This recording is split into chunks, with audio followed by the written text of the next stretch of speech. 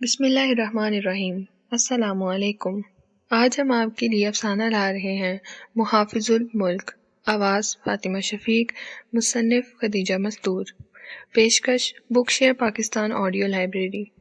دیگر معلومات اور کتابوں کے لیے آپ رابطہ کر سکتے ہیں ہمارے واٹس ایپ نمبر پر جو کہ ہیں 0333249573 یا پھر 0300291960 پہ محمد اظہر لطیف سے۔ معزز خواتین و حضرات، یہ ایک کمپلیٹ افسانہ ہے۔ افسانے کے کل صفحات 5 ہیں، تو آئیے سنتے ہیں صفحہ نمبر 1 سے۔ کہتے ہیں کہ سیفٹی ایکٹ برطانیہ سامراج کے بھوتن مبارک میں پیدا ہوا۔ اس بچے کی مانگ دوسرے رجعت پسند حکمرانوں کے ملکوں میں جیسی کچھ ہو، مگر ہمارے ملک میں ہمارے ہی بھائی بندوں کو سونپ کر حکم دیا گیا کہ اسے قیمتی پالوں میں پرورش کرو۔ یہ بچہ جوان ہوگا تو بہت کام آئے گا۔ پوت کے پاؤں پلنے میں ہی نظر آ جاتے ہیں۔ واقعی بچہ ہونہار ثابت ہو رہا تھا۔ خضر کی وزارت کے زمانے میں تو مانا ہوا سعادت مند ثابت ہوا، مگر بدقسمتی کہیے کہ آزادی کی گڑبڑ مچی تو بچہ پالنے میں تنہا پڑا سسکیاں بھرتا رہا، کوئی پرسان حال نہ رہ گیا۔ گورے گورے آقا اپنے حکومت خاتمے پر دیکھ کر ماں اپنے کتوں کے واپسی کی سوچ رہے تھے، یعنی بظاہر آزادی کا دور پوری طرح آ گیا تھا۔ بچہ اس ہڑپونگ میں پیاسا رہتے رہتے شاید مر جاتا، مگر اس ناجائز بچے کو نئی نویلی مملکت کے ان کرتا دھرتاؤں نے اٹھا کر سینے سے لگا لیا جو وقت اور مصلحت کی وجہ سے اس کے ناجائز ہونے کے طعنے دیا کرتے تھے۔ اب بچے کی پرورش اور بھی شاندار طریقوں سے ہونے لگی۔ سونے کے پالے میں رکھا گیا جس میں ہیرے اور جواہرات لگے ہوئے تھے۔ بہترین غذائیں کی گئیں اور کوشش یہ کی گئی کہ وہ جلد از جلد جوان ہو کر اپنے پیروں پر کھڑا ہو جائے۔ حاسدوں کی کچھ کمی نہیں، ملک کے گوشے گوشے میں بھرے پڑے ہیں، کون جانے کہ کب کیا ہو جائے۔ لوگوں نے چاو چونچلے دیکھے تو چونک پڑے کہ آخر یہ راز کیا ہے۔ کہاں تو ناجائز قرار دے کر گالیاں دیتے تھے اور کہاں اب سینے سے لگا رکھا ہے، لیکن کچھ دنوں تک سچی بات معلوم نہ ہو سکی۔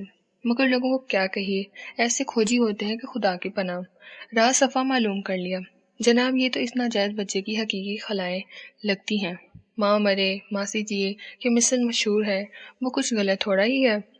پھر خلائیں اپنی جگر گوشے کو کیسے پھینک دیں۔ اقتدار ہاتھ آ ہی چکا ہے اور اقتدار کے ملبے کے نیچے تو نہ جانے کیا کچھ دبا دیا جاتا ہے۔ لوگ سرگوشیاں کرنے لگے پر کسی کا بگڑا کچھ نہیں۔ دیکھتے ہی دیکھتے بچہ بچپن میں کلانچ پر جوانی کی حدود میں داخل ہو گیا۔ سیفٹی ایکٹ جاگیرداروں کی طرح بھرپور طوفانی شباب کے علاوہ کسی دوسری خوبی کا مالک نہ تھا۔ وہ بھی ایسے جوانی کی دھرتی اس بوجھ سے کانپ اٹھے۔ شاید اسی لیے کہنے والے کہتے ہیں کہ سیفٹی ایکٹ پرشباب آنے سے پہلے جب ایک آدھ بار اس آزاد سرزمین پر زلزلے کی کیفیت طاری ہوئی تو دراصل دھرتی یہی سوچ کر کانپ گئی تھی کہ میں بیچاری زمین اس بوجھ کو کیسے سنبھالوں گی۔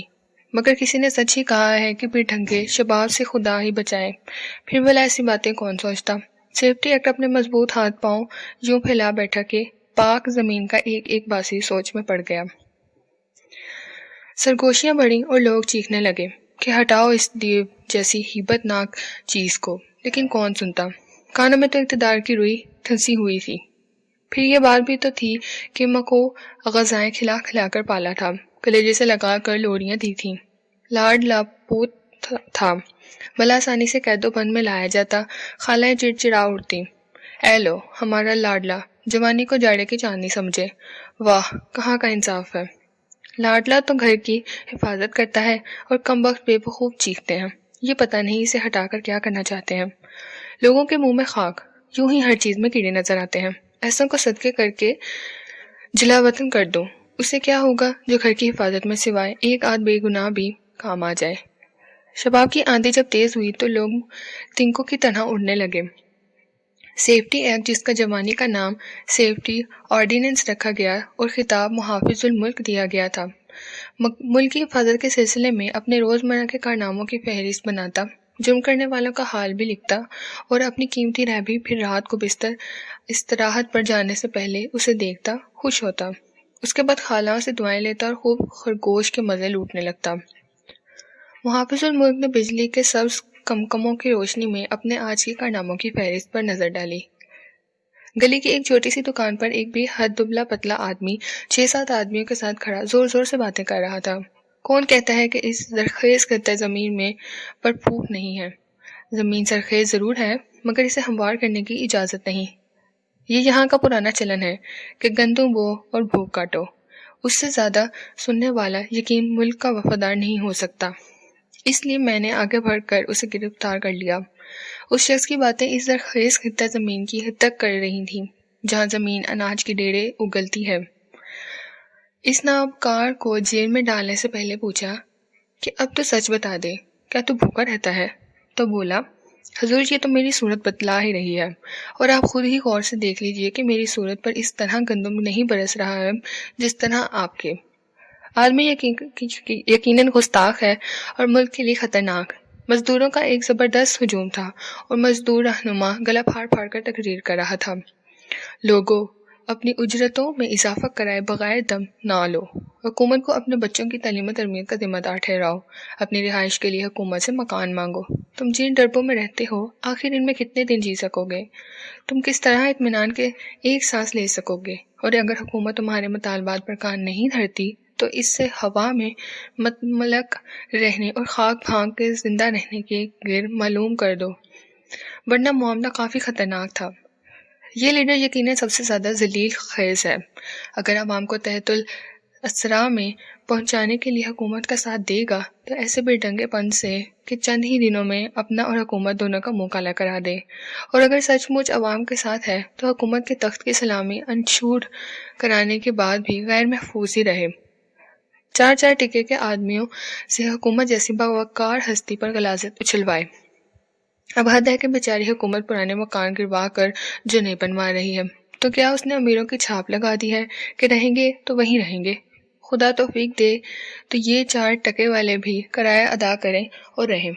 کیا حکومت منع کرتی ہے؟ ایسے نامعقول کمبخت، اگر حکومت نے جلد ایسے لیڈروں کی کاش نہ رکوائی تو پھر ہو چکی ملک کی حفاظت۔ لیڈر کو جلا وطنی کی نایاب سزا سے نوازا گیا۔ ایک ادیب کو قید کیا گیا، ایڈیٹر کو جلا وطنی کی سزا دی، ادبی رسالے کو 6 مہینے کے لیے بند کر دیا گیا۔ بک سٹال کے کاؤنٹر پر بھی 6 مہینے کی پابندی لگا دی کہ اب یہاں کوئی کتاب یا رسالہ نہ رکھا جائے۔ اس رسالے میں ادیب کی کہانی کا یہ ٹکڑا قابل اعتراض تھا۔ میری غریب بہن، میں دیکھ رہا ہوں کہ تیرے چہرے کی سرخی غائب ہوتی جا رہی ہے، تیرے ہونٹ سفید پڑنے لگے ہیں، تیرے گالوں کے گلاب مرجھا گئے ہیں، ایک خوبصورت چہرے اور ایک ننھے سے گھر کا انتظار کرتے کرتے تیری آنکھوں کے دیے بجھ چکے ہیں۔ مگر میری بہن، تیرا بھائی بہت غریب ہے، وہ تیرے لیے صرف 2 جوڑے کپڑوں کا بھی انتظام نہیں کر سکتا، صرف 2 جوڑے کپڑے دے کر تجھے رخصت نہیں کر سکتا کہ تیری ساس تجھے ساری زندگی خالی ہاتھ آنے کے تانے نہ دیتی رہے۔ یعنی ظاہر ہے کہ اس ملک کا حسین و جمیل سرمایہ گھروں میں پڑا مجھایا کرتا ہے۔ اس ملک میں شادی کے نکانے نہیں بجتے، یہ اس ملک کے خلاف غلط پروپیگنڈا ہے۔ کل ہی میں نے کئی شادیاں دیکھی ہیں جو ہمارے شہر کی رونق کو دوبالا کر رہی تھیں، باراتیں کاروں پر تھیں اور قسم قسم کے باجے بج رہے تھے۔ پتہ نہیں یہ ادیب کس دنیا کی باتیں کرتے ہیں۔ بہرحال ایسے ادیب کھلی فضا میں جینے کے لائق نہیں، اور وہی ادیب ہوتے ہیں جو ٹھاٹھ سے کھاتے کماتے ہیں اور لگے ہاتھوں حکومت سے ایک اچھا سا عہدہ بھی چٹک لیتے ہیں۔ مگر یہ ادیب تو حکومت کے لیے زہر ہے۔ محافظ الملک کو ادیب پر بے حد غصہ آ گیا تھا، اس لیے وہ ذرا دیر تک زیر لب بڑبڑاتا رہا، پھر فہرست پر آگے نظر دوڑائی۔ ایک بدبخت شاعر کو بھی قید کیا گیا، اس کی کتاب کو غیر قانونی قرار دیا گیا، پبلشر کو بھی قید کیا گیا۔ اس کی نئی کتاب میں ایک نظم کا شعر بڑا ہی انقلابی تھا، جس کا مفہوم یہ تھا: اے میری محبوبہ، ابھی محبت کے گیت نہ گا، ابھی ہم صحیح معنوں میں آزاد نہیں، ابھی تو میرے ساتھ انقلاب کے گیت گا۔ اس شعر سے یہ مفہوم بھی نکلتا ہے کہ اے عورتوں، گھروں سے بے پردہ ہو کر نکل پڑو اور ہمارے ساتھ انقلاب کے گیت گاؤ، بلکہ ہماری آنکھیں سینکو۔ بڑے اوباش ہوتے ہیں یہ شاعر بھی، تفریح طبع کا سامان بہرحال چاہیے۔ کمبخت بڑے ڈھیٹ ہوتے ہیں یہ ادیب اور شاعر۔ مولویوں کا ایک مخصوص گروہ پیچھے لگا رکھا ہے کہ ان کے خلاف فتووں پر فتوے دیے جائیں، مگر باز نہیں آتے۔ خاص اخبار اور رسائل بھی ان کی خبر لیتے رہتے ہیں، مگر یہ ہیں کہ جیے جاتے ہیں، جب دیکھو گڑبڑ مچا دیں گے۔ کیا ہی اچھا ہو کہ ہماری حکومت غیروں کے تانوں کا خیال کیے بغیر اپنے ملک میں ان کی کاشت بند کرا دے۔ ایک نامعقول اخبار کے ایڈیٹر کو جلا وطن کر دیا گیا، جب دیکھو اپنے ایڈیٹوریل میں دولت مشترکہ سے الگ ہونے کے مشورے دیتا رہتا ہے۔ یہ شخص بہت ہی خطرناک تھا، یعنی وفاداری کا کوئی مفہوم اس کے بھیجے میں سماتا ہی نہ تھا۔ اور پھر محافظ الملک نے BCA معمولی کارناموں کو بھی دیکھ ڈالا جو بہت اہمیت نہ رکھتے تھے۔ مثلاً ایک شخص شفق کو سرخ کہہ رہا تھا، اس لیے اسے قید کر دیا گیا۔ ایک اور شخص بات کرنے میں بار بار سرخ ہو جاتا تھا، اس لیے اسے بھی قید کر دیا گیا۔ سرخ رنگ برا ہوتا ہے، پیلا ہونا چاہیے۔ تیسرا شخص کہہ رہا تھا کہ آج گھر میں روٹی نہیں پکی۔ روٹی نہیں پکی ہوگی تو پلاؤں پکاؤں ہوگا۔ مگر اس نے دوسری بات نہیں بتائی، وہ ملک کی زرخیزی کو بدنام کرتا ہے۔ چوتھا شخص کہہ رہا تھا کہ ہواؤں میں تیزی ہے، حالانکہ اس وقت ہوا نازک حسینہ کی طرح اٹکیلیاں کر رہی تھی۔ یہ اشارہ ذرا بری طرف جاتا ہے، وغیرہ وغیرہ۔ اتنی لمبی فہرست کے دیکھتے محافظ الملک کا جی بلانے لگا۔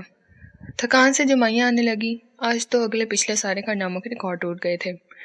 اس نے جلدی سے زیر غور کارناموں کی فہرست دیکھ ڈالنا چاہی، مگر پہلے ہی کارنامے پر اسے اپنی نیند اچاٹ ہوتی نظر آئی۔ اس زیر غور کارنامے کی بڑھیا کے آنسوؤں نے ایک کشمکش میں مبتلا کر دیا تھا۔ وہ پھر سوچ میں پڑ گیا۔ اس نے بڑھیا کی کیفیت کا ذکر کرتے ہوئے لکھا تھا،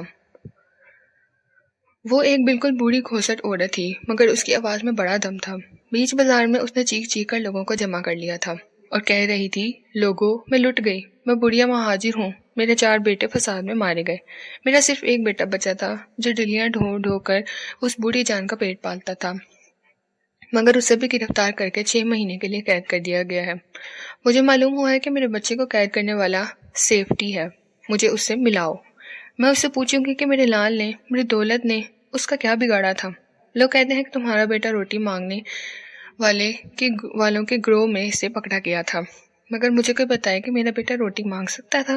روٹی اس کے باپ نے نہیں مانگی، بھوک تو ہمیں ورثے میں ملی تھی، لیکن ہمیشہ خدا کا شکر ادا کیا، اپنی حالت پر قناعت کی کسی کے آگے ہاتھ نہیں پھیلایا، ہم نے کسی سے روٹی نہیں مانگی۔ میں سیفٹی کا دامن پکڑوں گی، مجھے لے چلو، میرے بھائیوں، میرے بچوں، میری مدد کرو، میں سیفٹی کا گریبان پکڑوں گی، مجھے لے چلو۔ بڑھیا کا جسم مارے جوش کانپ رہا تھا، آنکھیں ابل رہی تھیں، سننے والوں کے چہرے کانوں تک سرخ تھے اور نہ جانے وہ سب کیا سوچ رہے تھے۔ پھر جب بڑھیا کا جوش ذرا کم ہوا تو ایک شخص نے آگے بڑھ کر بے حد غصے سے میری موجودگی کا احساس دلایا اور بڑھیا کا لرزہ اچانک دور ہو گیا۔ اس کی آنکھیں گڑوں میں دھنس گئیں اور وہ زور سے چیخی، لوگو، بھاگو، بھاگو یہاں سے، کھڑے کیا تماشا دیکھ رہے ہو، بھاگ جاؤ۔ اور پھر اس نے اپنے تار تار دوپٹے کے پلے کو زمین پر بچھا کر صدائیں لگائیں، اللہ بھلا کرے بابو جی، یہ بڑھیا 3 وقت کی بھوکی ہے۔ اور میں نے دیکھا کہ بڑھیا کی آنکھوں سے آنسو چپکے بہہ کر اس کے میلے کپڑوں میں جذب ہو رہے تھے۔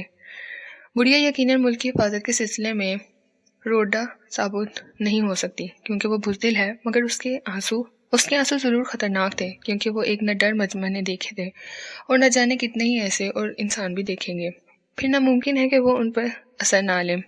بے بس کے آنسو صرف لوگوں کو ہی مشتعل نہیں کرتے بلکہ حکومت کے 2 محلے بھی سیلاب کی زد میں آ جاتے ہیں، تو پھر ضروری ہے کہ بڑھیا کو قید کر دیا جائے۔ رحم تو آتا ہے بیچارے کے بے گناہ ہیں، حکومت سے ڈرتی بھی ہے، مگر کیا کیا جائے، قید، صرف قید، کیونکہ اس کے آنسوؤں کو بین نہیں کیا جا سکتا۔ محافظ الملک نے اپنا فیصلہ لکھ دیا۔ خدیجہ مستور کا افسانہ محافظ الملک اختتام پذیر ہوتا ہے۔ مزید افسانے سننے کے لیے آپ رابطہ کر سکتے ہیں بک شیئر پاکستان آڈیو لائبریری پر۔